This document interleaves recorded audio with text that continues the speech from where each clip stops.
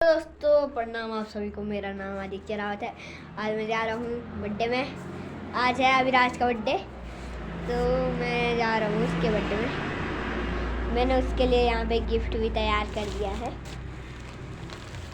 ये है उसका गिफ्ट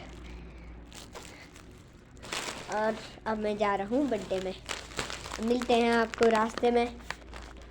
तो गाइस हम पूछ चुके हैं सुभाष नगर में।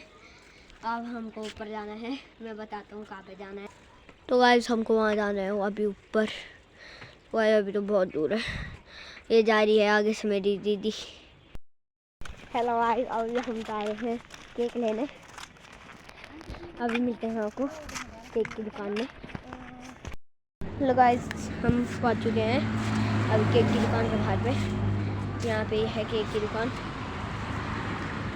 अभी केक लाते हैं, उसके बाद बताते हैं केक कैसा है।